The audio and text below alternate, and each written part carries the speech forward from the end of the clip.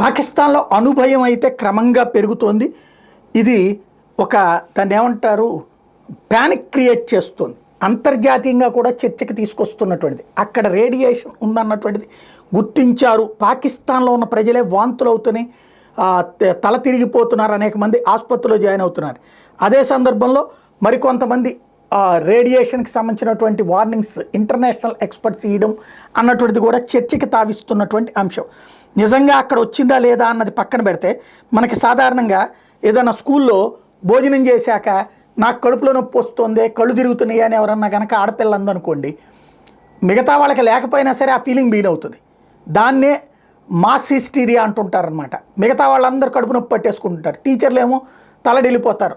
అదేమి food poisoning కాదు, ఒకళ్ళ నుంచి ఇంకొకళ్ళకి అంటేసింది ఇది అనేసి. బట్ అదొక ఫీలింగ్, అది పోదు, మళ్ళీ ట్రీట్మెంట్ ఇస్తే కానీ పోదు. ఇప్పుడు ఆ అణు లీకేజ్ జరిగిందన్న ప్రచారం పాకిస్తాన్లో ప్యానిక్గా మారిపోయింది. పర్టికులర్గా ఆ నీలం కొండల దగ్గర ఉన్నటువంటిది ఏదైతే ఆ సర్గోసా బేస్ దగ్గర ఆ మొఖాలు పేలినాయో ఆ ప్రాంతాల్లో భూకంపం వచ్చిందో ఆ చుట్టుపక్కల ప్రాంతాల్లో మాత్రం ఈ ప్యానిక్ పెరిగిపోతుంది. ఎవరికి వాళ్ళు కింద పడిపోతుండడం ఇట్లాంటిది. అది నిజమా కాదా అన్నటువంటిది ధృవీకరించి చెప్పేటప్పటికి టైం తెలుస్తుంది, కొంత టైం పడుతుంది. బట్ ఈ లోపైతే మాత్రం స్థానికులు ప్యానిక్ అవుతున్నది వాస్తవం.